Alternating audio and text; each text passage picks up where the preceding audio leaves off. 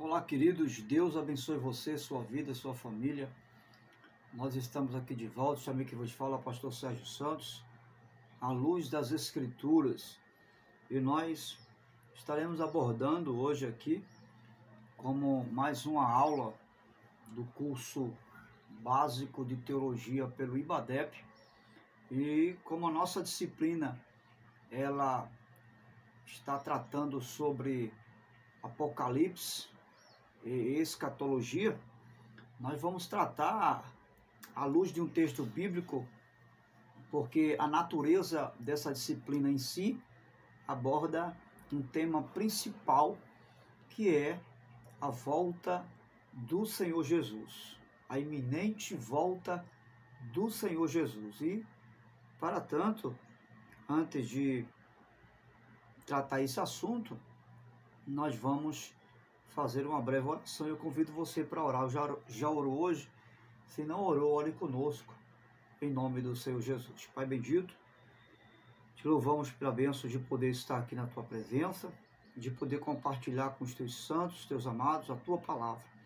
Ajuda-nos na compreensão da mesma, para que possamos nos tornar melhores, Senhor, no entendimento da tua palavra, para que possamos acertar, possamos não viver enganados, não vivermos ludibriados, mas vivermos pautados à luz da tua palavra, na esperança única do nosso Salvador Jesus Cristo, de que um dia ele virá, e virá a qualquer momento. Assim sendo, nós te pedimos e te agradecemos em nome de Jesus.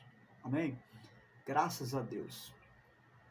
Quero convidar você que ainda não se inscreveu no canal, à luz das Escrituras, pastor Sérgio Santos, a estar conosco. Se inscreva no canal, ative o sininho de notificações, e sempre que estivermos preparando um novo vídeo, você estará recebendo aí naturalmente no seu aparelho.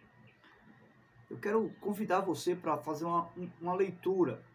O que nós vamos abordar nessa hora, nesse momento, se você está vendo esse vídeo à tarde, boa tarde. Se você está vendo este vídeo pela manhã, bom dia. E se você está vendo esse vídeo à noite, boa noite. Deus te abençoe, graça e paz do Senhor Jesus a você, sua vida e sua família. Segundo Tessalonicenses, capítulo 2. Esse capítulo aqui, a epígrafe é o homem do pecado. Nós vamos tratar um pouco a respeito do tema principal do Apocalipse. Haja vista que nós sabemos que é um livro polêmico, né, no contexto das interpretações, mas não é impossível de ter um entendimento da palavra de Deus, porque graças a Deus nós temos o Espírito Santo que nos ilumina, que nos mostra, que nos esclarece, não é? Nosso homem interior é esclarecido por ele, e por causa dele e nele, através dele, nós vamos, em nome de Jesus, buscar uma compreensão, tirar algumas dúvidas e chegar a um denominador comum a respeito desse tema principal que norteia desde o capítulo 1 do Apocalipse ao capítulo 22 do Apocalipse, que é o último capítulo, você sabe muito bem. Então vamos ler capítulo 2 de 2 Tessalonicenses. Abra sua Bíblia. A Bíblia que estou lendo aqui é NVI, e que eu considero uma das melhores para nós entendermos, e ter uma tradução bem clara. Irmãos, quanto à vinda de nosso Senhor Jesus Cristo e a nossa reunião com Ele, rogamos a vocês que não se deixem abalar nem alarmar tão facilmente, quer por profecia, quer por palavra, quer por carta, quer por carta supostamente vinda de nós, como se o dia do Senhor já tivesse chegado. Não deixem que ninguém vos engane, de modo algum. Antes, aquele dia virá, antes daquele dia virá a apostasia, e então será revelado o homem do pecado, o filho da perdição. Este se opõe e se exalta acima de tudo que se chama Deus, ou é objeto de adoração, chegando até a sentar-se no santuário de Deus, proclamando que ele mesmo é Deus. Não se lembram de que quando eu ainda estava com vocês, costumava lhes falar essas coisas? Então Paulo está relembrando a igreja aqui, já havia falado essas coisas. Aí ele vai dizer aqui no versículo 6, e agora vocês sabem o que está detendo, para que ele seja revelado no seu devido tempo.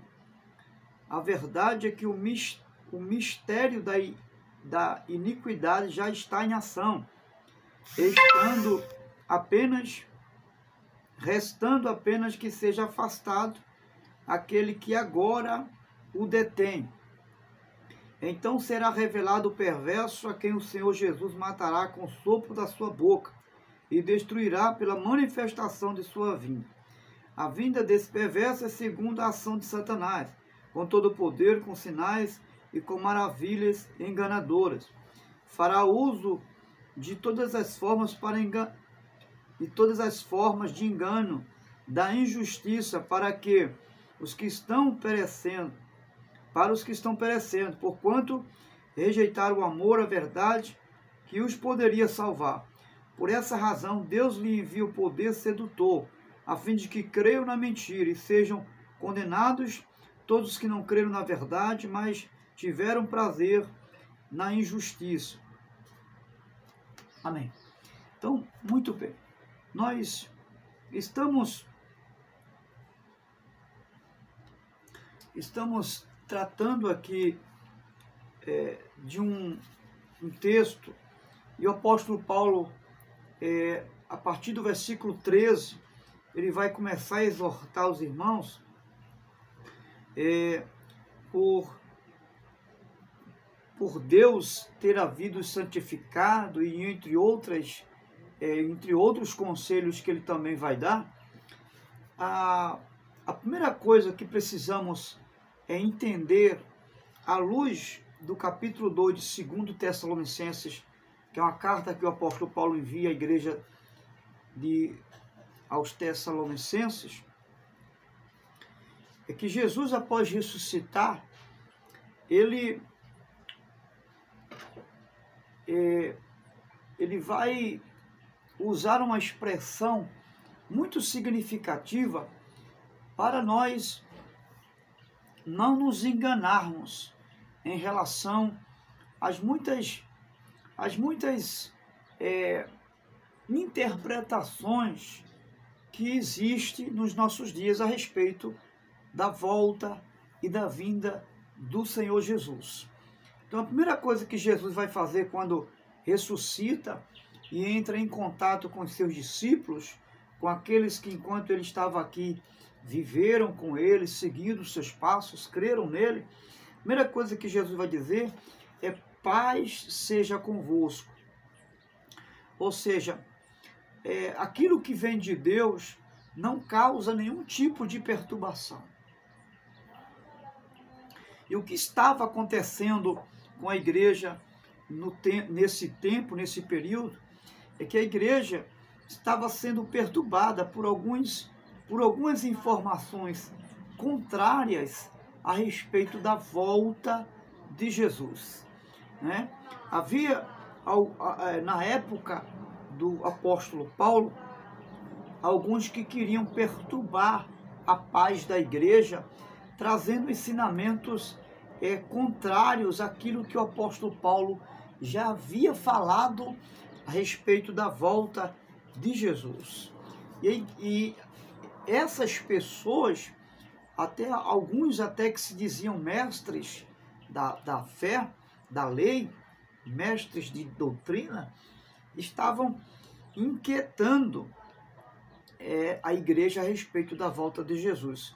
dizendo e até criando até datas, né, dizendo que Jesus já havia voltado e alguns estavam até fazendo uma confusão em relação ao dia do Senhor, ou seja, na época em que isso estava acontecendo, a igreja estava sendo perseguida. Já havia uma certa perseguição em relação à igreja do século I, segundo, terceiro século. E eles estavam achando, e alguém estava falando, que era o dia do Senhor, que Deus já estava fazendo juízo sobre o seu povo Israel, já naquele tempo. E com isso, eles já estavam, desculpe, criando uma ideia de que Jesus estaria voltando naqueles dias e de que o juízo também iria acontecer no mesmo período em que Jesus viria buscar a sua igreja, como disse lá no capítulo 14, segundo o Evangelho do apóstolo João, Evangelho de João. Então é bom lembrar que evangelho aqui não é epístola, tá? Então João, capítulo 14, não é evangelho, né? Nós só temos 4 evangelhos, Mateus, Marcos, Lucas e João.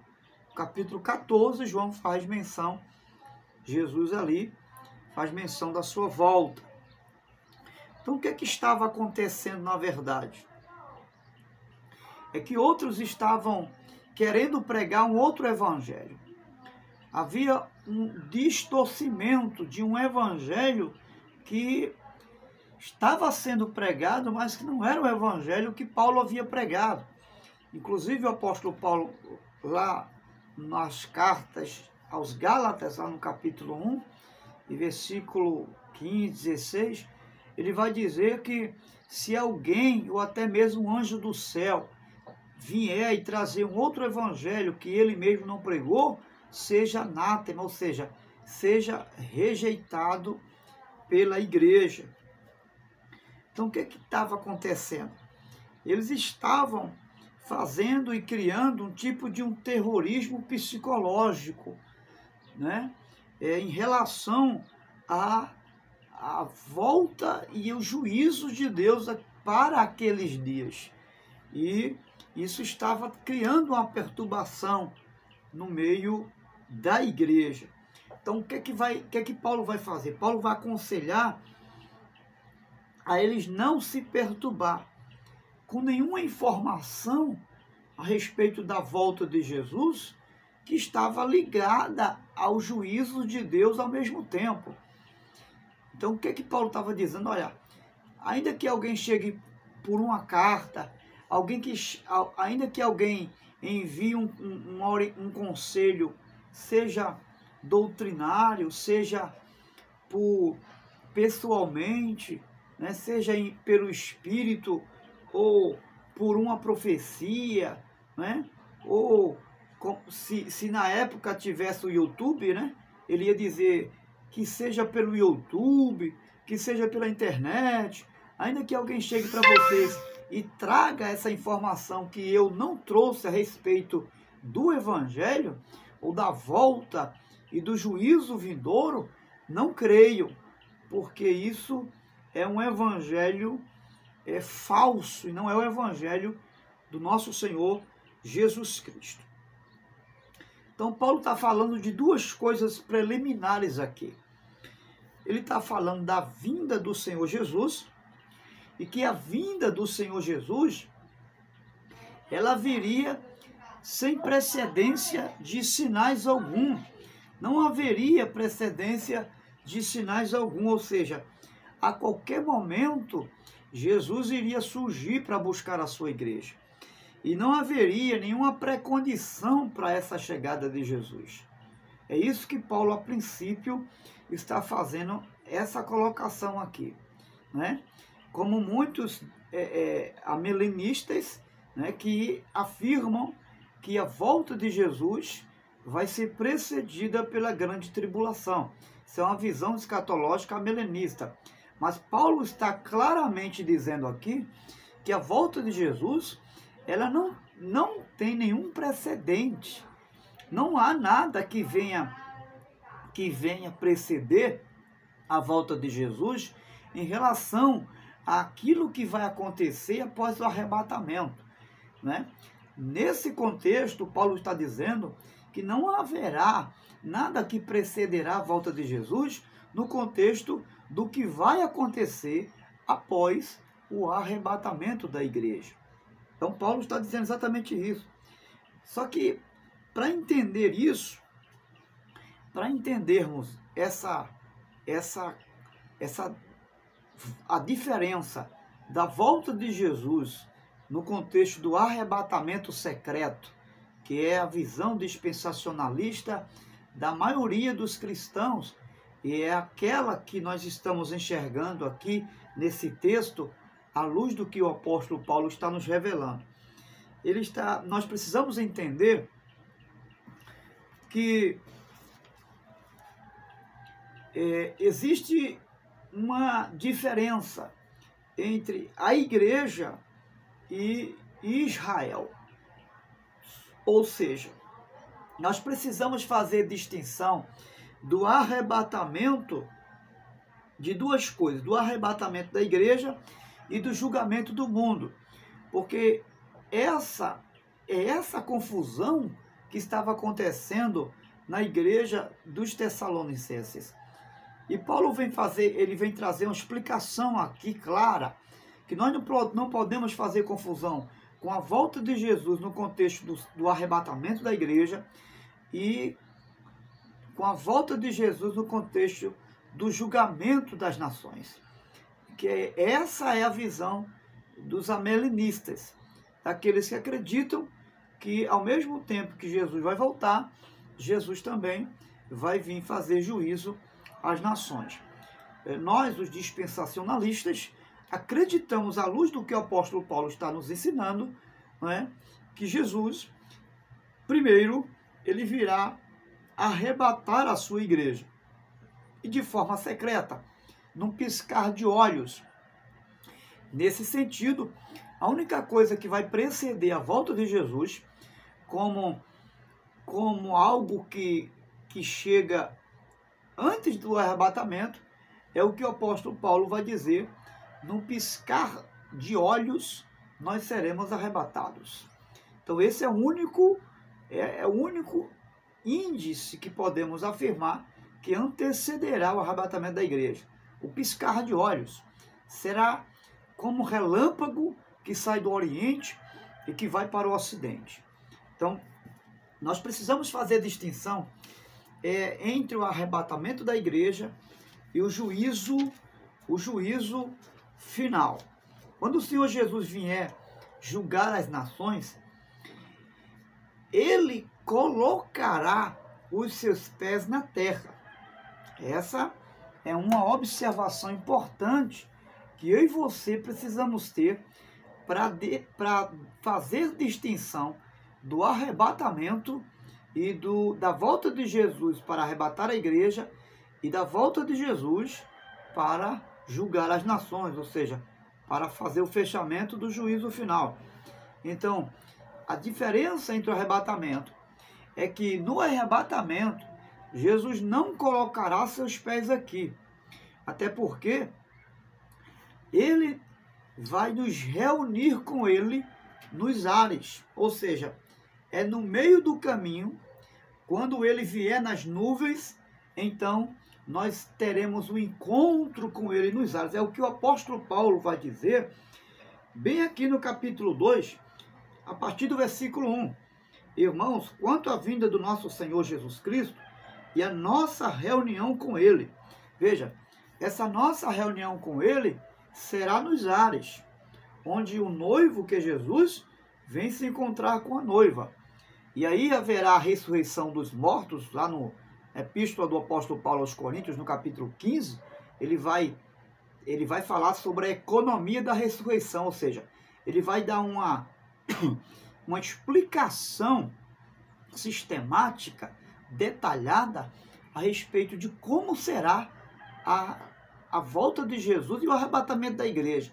E ele vai dizer, primeiro os que estiverem mortos em Cristo ressuscitarão, e nós que estivermos vivos seremos transformados. Esse é o pressuposto, baseado à luz das Escrituras, da ressurreição, ou seja, do arrebatamento da igreja. Então, quando Jesus vier para julgar as nações, isso não acontecerá. Ele não ficará nas nuvens, ele pisará na terra, diferente de quando vier buscar a igreja, ok? Então ele descerá no Monte das Oliveiras e ali começará o seu juízo sobre a terra.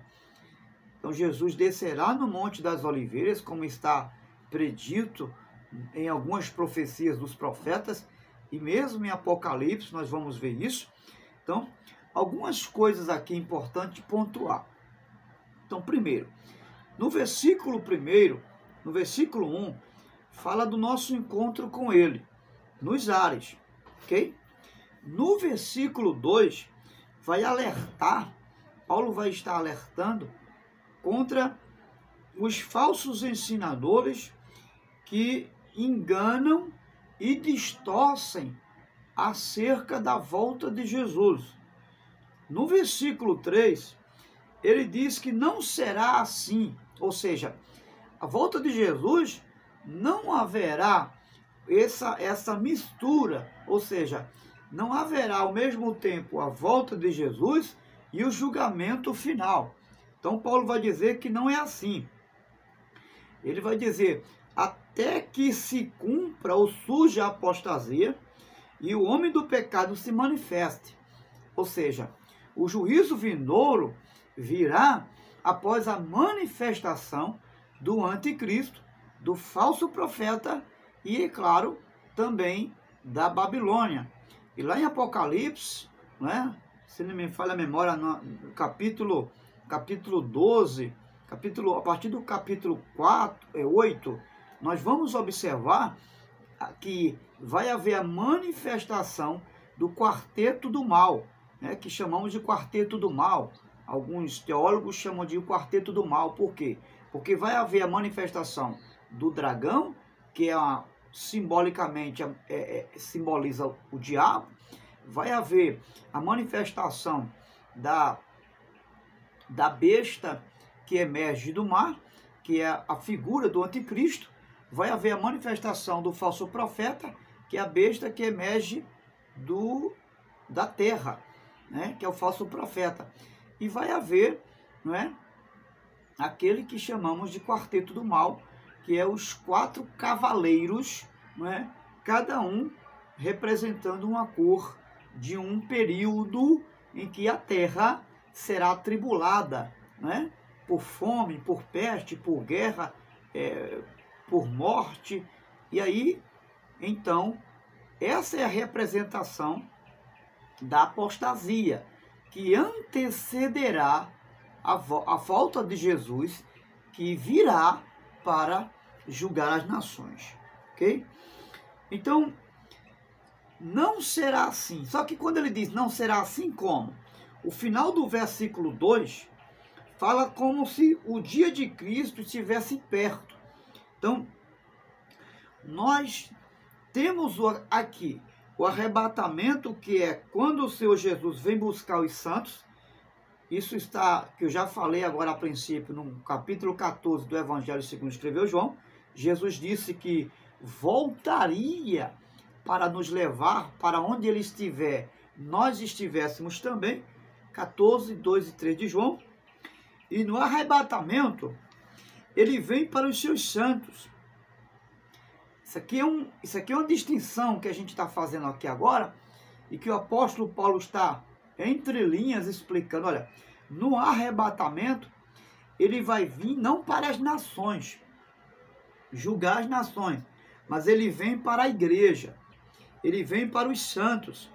Na vinda para fazer o julgamento às nações, ele vai vir com a igreja, ou seja, ele vem com os santos. Na primeira, ele vem para os santos, que é para arrebatar a igreja. E na segunda, ele vem com os santos, julgar as nações com a igreja, que foi levado no arrebatamento. Então, nesse caso aqui, nós precisamos fazer uma distinção muito importante para entender quem acontece primeiro aqui. Quem vem primeiro? Se Jesus vem antes ou depois da grande tribulação, tá? Então, no arrebatamento, que pode acontecer a qualquer momento, Agora aqui, antes de eu terminar essa live aqui com você, antes de terminar esse vídeo, esse arrebatamento pode acontecer. Então, não há nenhuma condição para o arrebatamento acontecer. Jesus disse que viria e vem. E ele vem a qualquer momento. Já na vinda dele, vai acontecer muitas outras coisas para que a volta dele para julgar as nações aconteça. Vai acontecer muitas outras coisas. E aí é importante que eu e você entenda.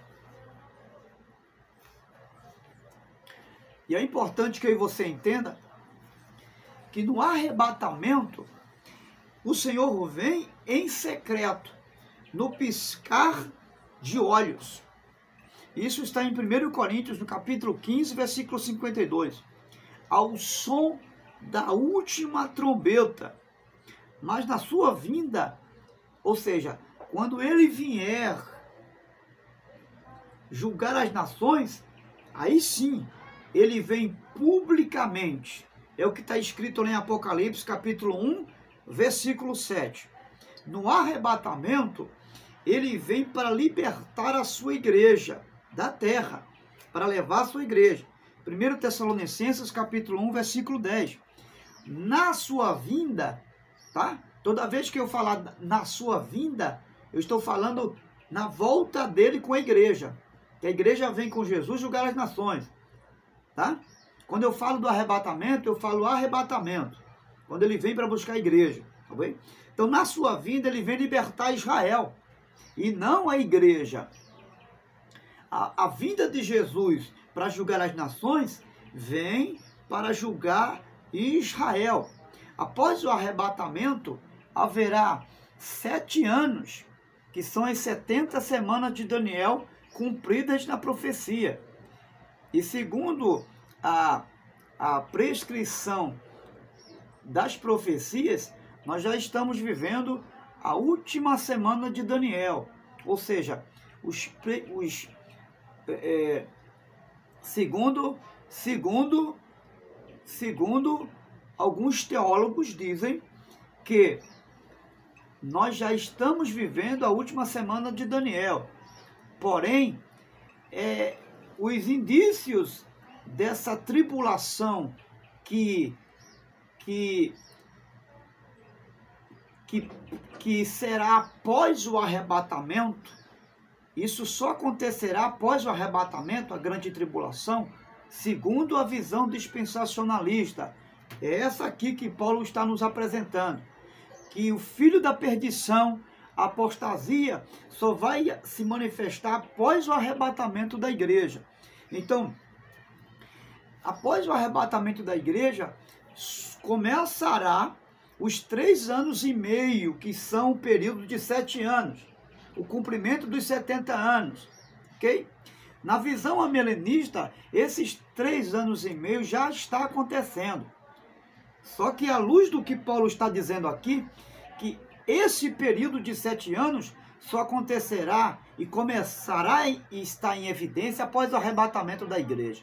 Ou seja, a igreja, ela precederá o arrebatamento da igreja, a volta de Jesus para a igreja, precederá a grande tribulação.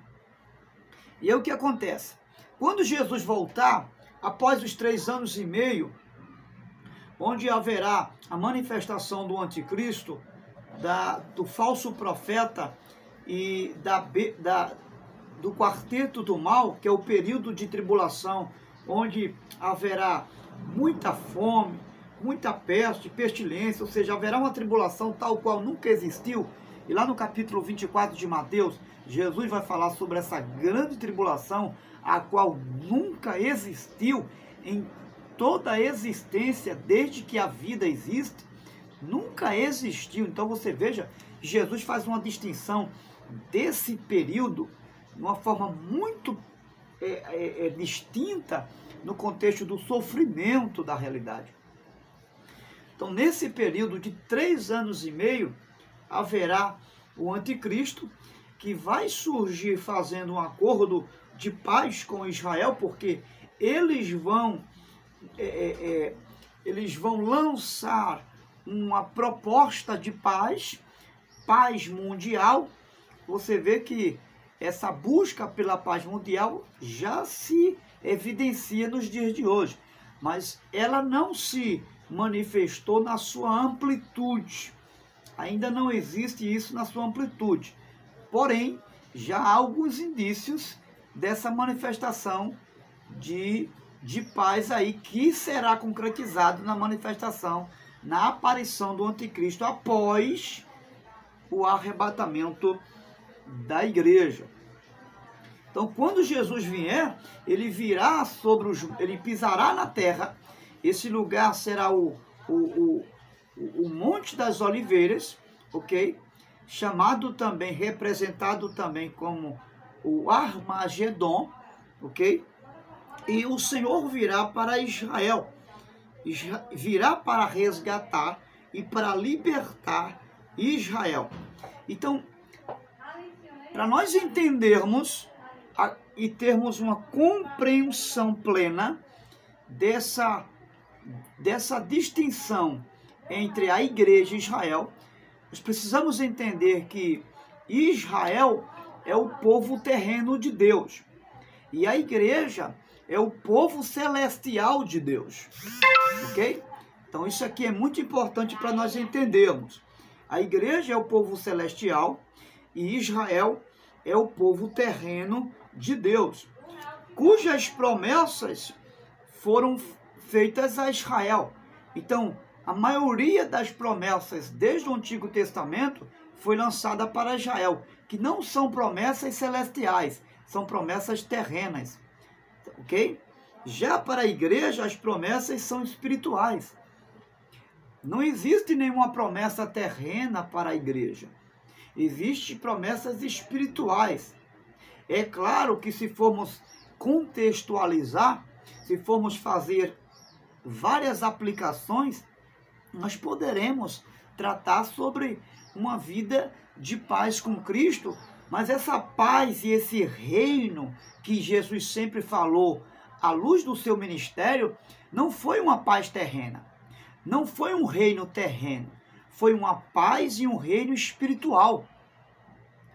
Todas as mensagens que Jesus trouxe acerca do reino de Deus, ela se manifesta de forma espiritual e que começa no interior de cada um de nós e que vai ser manifesto no arrebatamento da igreja de forma espiritual na vida da igreja. Então, se nós confundirmos esse pressuposto, né? Se nós não fazermos separação das promessas de Deus à igreja e das promessas de Deus aos judeus, a Israel, a gente não vai chegar a lugar nenhum. É como se fosse abotoar o botão da camisa errado. Se você colocar o primeiro botão da camisa na casinha errada, todos os outros botões vão sair errados. E a camisa vai ficar torta assim, não é verdade? Assim é a compreensão do arrebatamento da igreja, da volta de Jesus. Se você não fizer distinção dos judeus e da igreja, de Israel e a igreja, nós não vamos ter uma compreensão da volta de Jesus. Então Jesus vem para quem, afinal de contas? Jesus vem buscar a igreja, Jesus arrebata a igreja e Jesus volta, mas ele volta na vinda dele, quando Jesus vier buscar na sua vinda, quando a Bíblia fala de vinda de Jesus, ele está falando, segundo Apocalipse capítulo 1, versículo 7, está falando da volta dele para julgar as nações com a igreja. Mas quando a Bíblia fala da volta de Jesus, a Bíblia fala do arrebatamento da igreja. A volta no contexto do arrebatamento da igreja, à luz do que ele disse no capítulo 14, segundo escreveu o Evangelho de João. E aí algumas perguntas do tipo, se a igreja não vai estar aqui na terra, quem são os santos da tribulação que fala Apocalipse? Que lá no capítulo 13 de Apocalipse, a Bíblia vai dizer que a besta vai se levantar e vai perseguir os santos. Então, se a igreja foi arrebatada, quem são esses santos aqui? Esses santos aqui, na grande tribulação, não é a igreja, é Israel.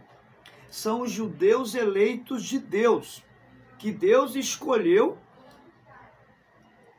quando fez a chamada a Abraão. Eles foram escolhidos por Deus,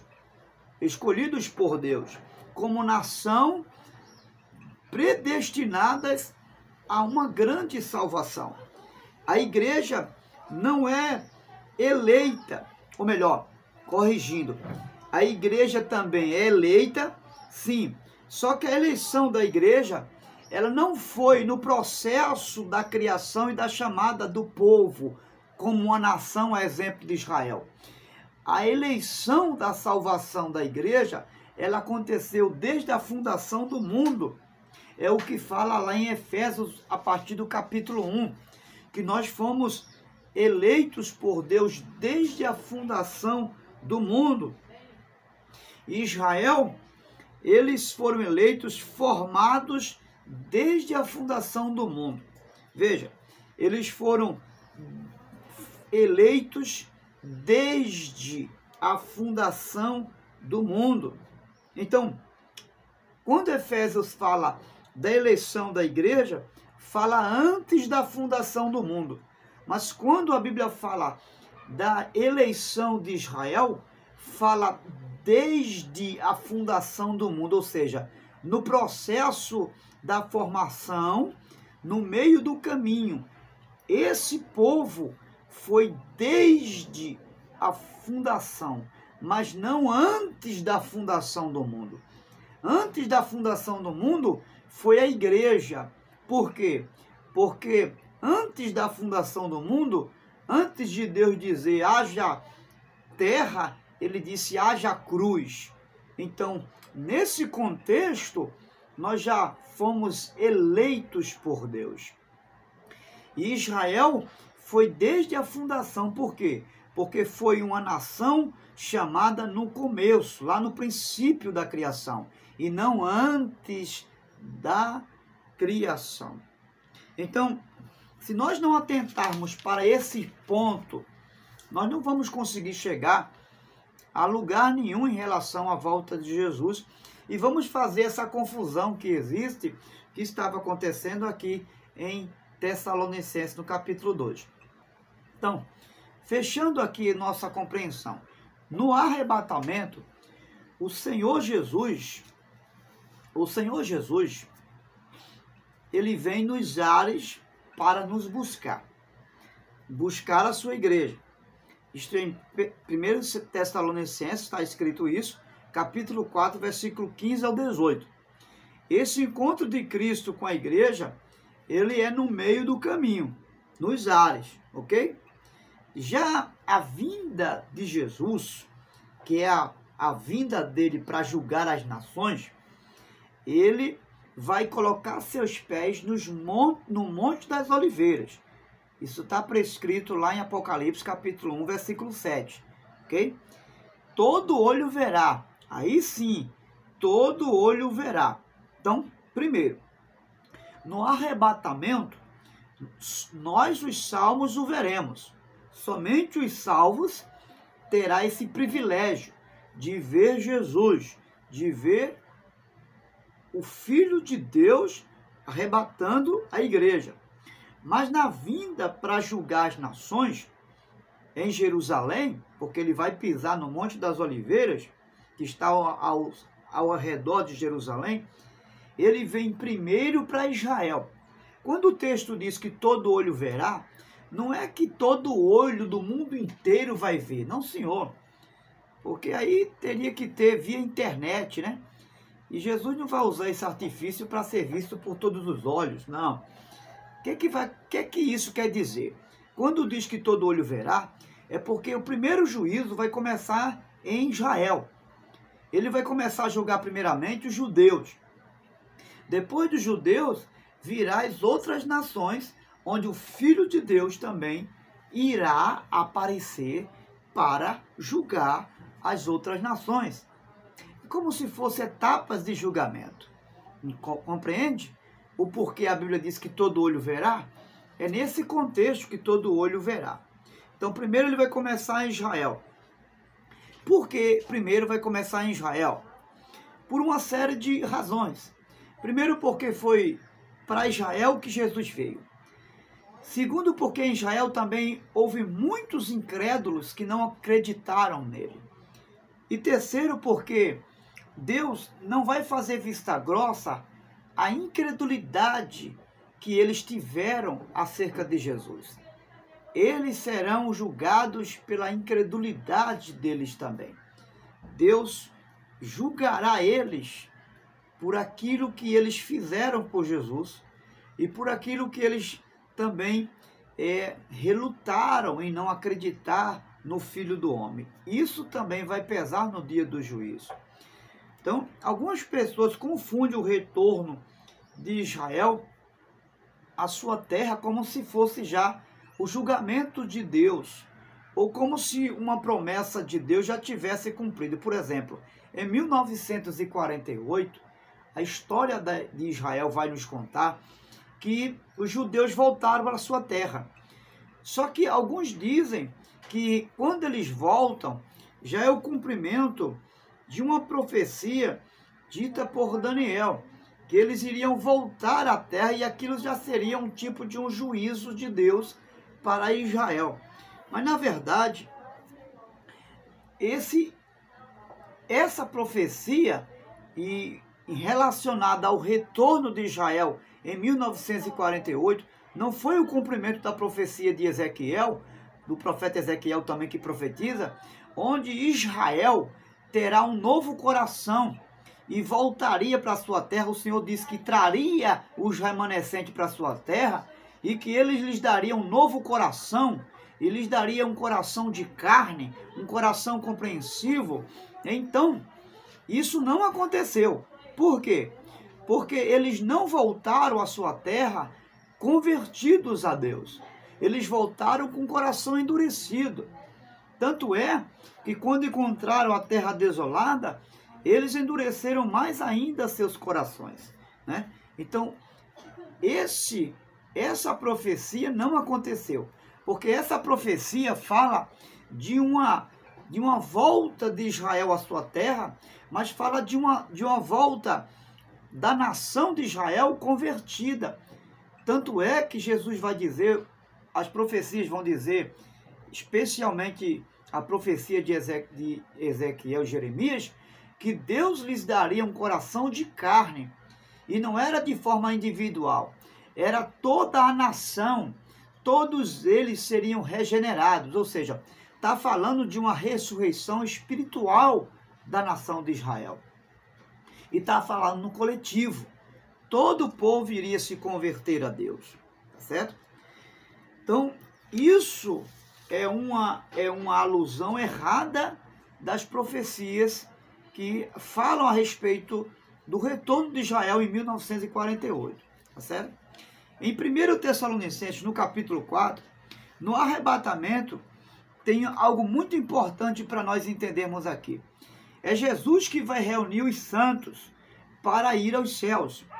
Na sua vinda, ele vem para Israel.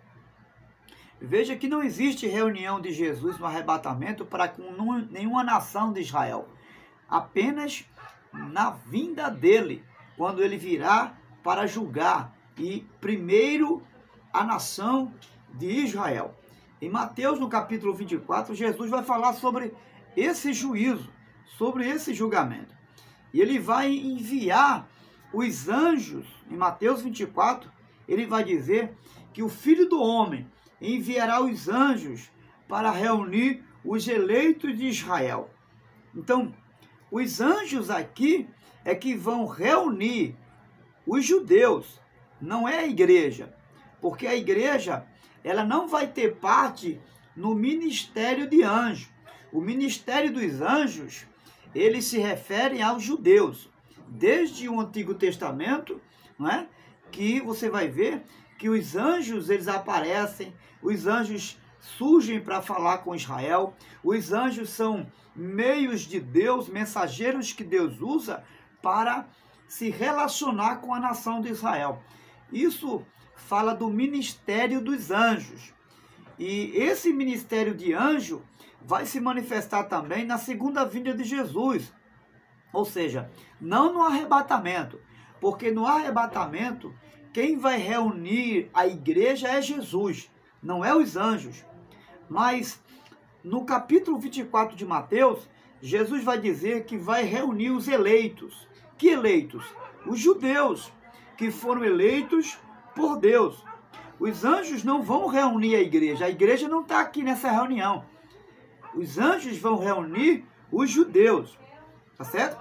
Porque a igreja nesse período já foi arrebatada, ok? Isso aqui é importante entender.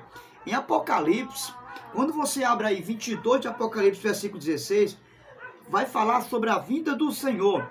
E é identificada como se fosse a resplandecente estrela da manhã.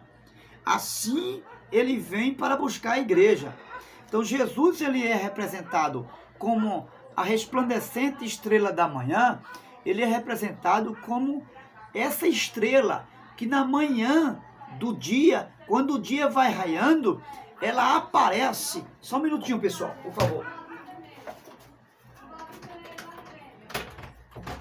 Por favor.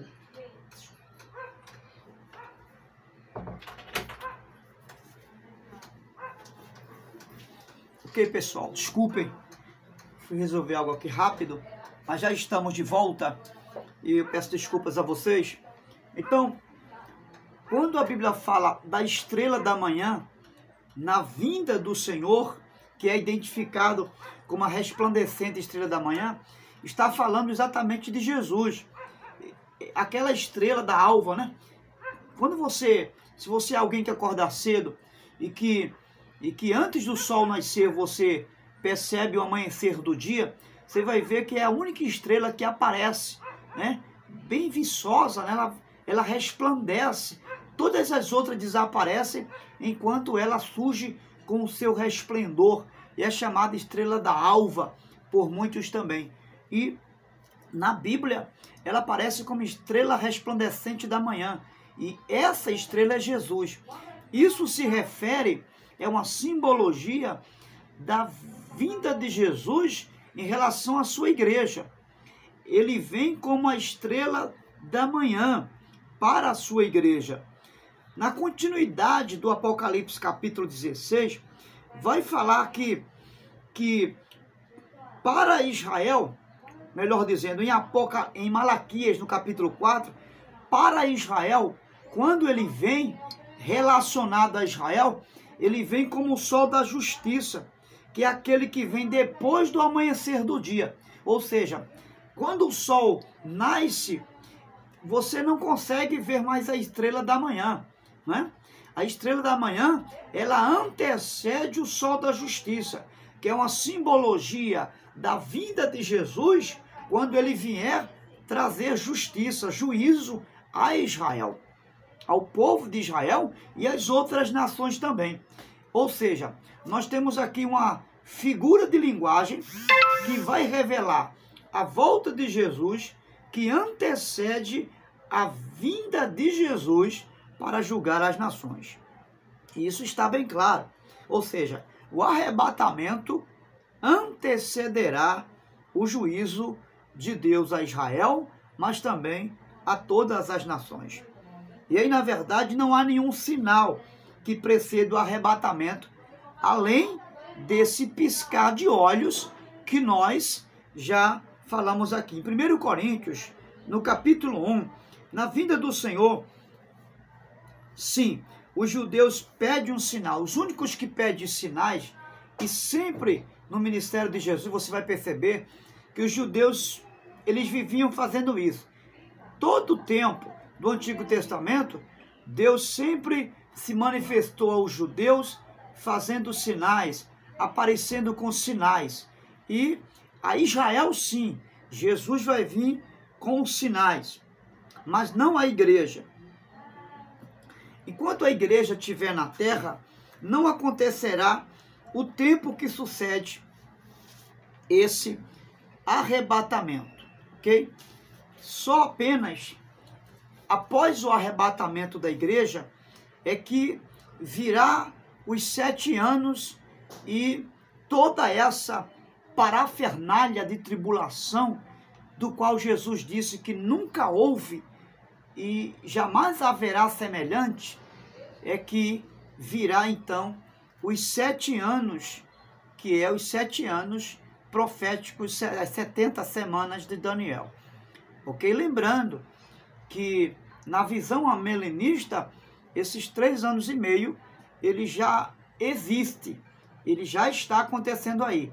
Mas aqui, à luz do que o apóstolo Paulo nos ensina, esses 3 anos e meio só iniciará, ou as 7 semanas, que é os 7 anos, só iniciará após o arrebatamento da igreja. E aí, há algo muito importante a se esclarecer aqui. Após os 3 anos e meio, haverá grande tribulação, ou seja, após o arrebatamento. Nesse tempo, os que não creram no Evangelho, eles vão ter uma outra oportunidade, de acordo com o que nos fala o livro do Apocalipse, onde Deus enviará as 2 testemunhas, que é uma representação da igreja apregoando aqui embaixo, ou seja, haverá judeus convertidos não ao evangelho da graça, mas ao evangelho do reino, porque existe o evangelho da graça, que é esse evangelho que é pregado hoje. E após o arrebatamento, se manifestará a pregação do reino, à luz dos 2 enviados do Apocalipse, das 2 testemunhas, assim falando. Eles apregoarão o evangelho do reino, ok? Então, há uma distinção aqui. Em outra oportunidade, a gente vai estar tratando sobre o evangelho da graça e o evangelho do reino, e qual é a distinção dos dois. Nesse período dos 7 anos, após os 3 anos e meio, haverá a pregação do evangelho do reino, que será crido por muitos judeus que não creram no período da pregação do evangelho da graça. Agora, os que conseguirem atravessar vivos a grande tribulação, lá no capítulo 24 de Mateus, vai falar que quem perseverar até o fim será salvo. Então, essa é a visão após o arrebatamento da igreja que acontecerá em relação à volta de Jesus para arrebatar a igreja e na volta ou na vinda de Jesus para julgar as nações após o arrebatamento. E aí em Joel, no capítulo 1, e versículo 15, tem algo bem interessante. É importante a gente fazer essa distinção aqui. Em Joel, capítulo 1, versículo 15, vai haver sempre uma expressão falada: o dia do Senhor não diz respeito à igreja. E foi essa confusão que estava se fazendo na igreja do Tessalonicenses. Que eles estavam pensando que já estava acontecendo, por causa da perseguição que a igreja estava vendo, que já era o dia do Senhor. Ou seja, que Deus já estava julgando os judeus, as nações, naquele tempo. E o dia do Senhor não se refere à igreja, mas a Israel, tá certo? Ou seja, o dia do divino, o dia da ira do Senhor, tá? E não só a Israel, mas se refere também ao julgamento a todas as nações. E em Isaías, no capítulo 2, e versículo 16 e 17, vai falar do dia da ira do Senhor. E é importante entender que Deus não se comportaria indiferente à rejeição que Pilatos fez e os judeus fizeram a Jesus, quando disseram crucificam, crucificam. E eu já falei a vocês aqui isso a princípio, que esse julgamento de Deus à nação de Israel vai ser também, tem uma implicação também, a rejeição ao seu filho que ele enviou.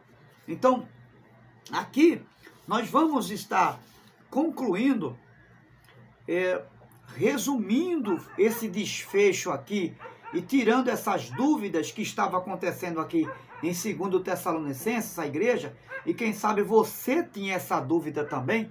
É muito importante saber que aqui Paulo não está falando da volta de Jesus no contexto do arrebatamento.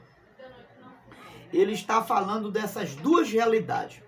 Ele vai explicar à igreja que nesse cenário em que a igreja estava vivendo, Deus não estava fazendo nenhum juízo.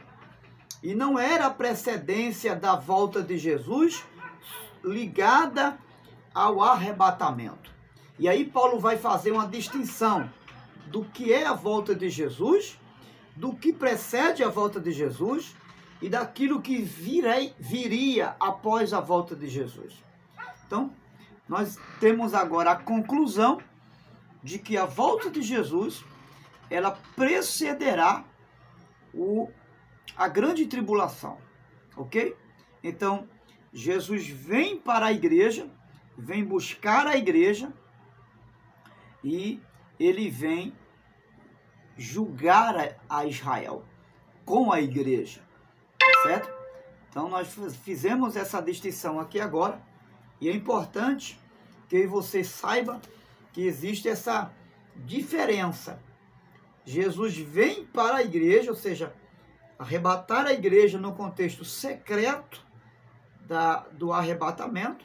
Só a igreja verá, só a igreja será buscada pelo Senhor e ele virá com a igreja para julgar Israel, a princípio, não é? Ele vem julgar Israel. Nesse contexto, ele pisa no Monte das Oliveiras, porque Apocalipse 1:7 diz que todo olho verá, e aí todo olho verá no contexto de que primeiro será julgado Israel e depois as outras nações e todo o mundo. E é nesse contexto que a visão da volta de Jesus deve ser enxergada, ok? E não misturar e fazer essa confusão de que a volta de Jesus para arrebatar a igreja e o juízo é algo que acontece no mesmo momento, no mesmo cenário, como aconteceu aqui na igreja de Tessalonicenses, que estavam levando eles a entender exatamente isso. E Paulo vai fazer essa distinção de que a volta de Jesus precederá o filho da perdição, que é uma revelação do anticristo, do falso profeta, do quarteto do mal, que é esse período em que haverá os males que jamais aconteceu desde que o mundo foi criado, como Jesus disse em Mateus 24, e também o falso profeta, ok? Então, o arrebatamento da igreja precederá todas essas coisas. E um detalhe que Paulo vai dizer importante é que não há nenhum sinal do arrebatamento, porque ele pode ser agora. Ele poderia ser naquela época que Paulo estava pregando, como pode ser daqui a 1000 anos, como pode ser agora, nesse momento. Os sinais que Jesus atribuiu em Mateus 24, da sua volta, não foi para o arrebatamento, mas para julgar as nações com a igreja. Ou seja, ele falou da volta dele com a igreja, que seria antecedida aos sinais dos tempos.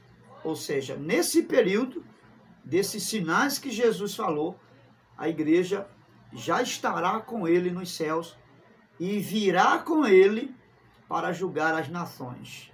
E nesse julgamento, é claro, os eleitos, que são os judeus, que se converterão não ao evangelho da graça, mas ao evangelho do reino, serão alcançados por Jesus naquele grande dia, o dia do juízo final.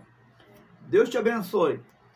Na próxima aula, falaremos mais acerca deste compêndio maravilhoso que é o Apocalipse e da volta de Jesus. Deus te abençoe, em nome de Jesus.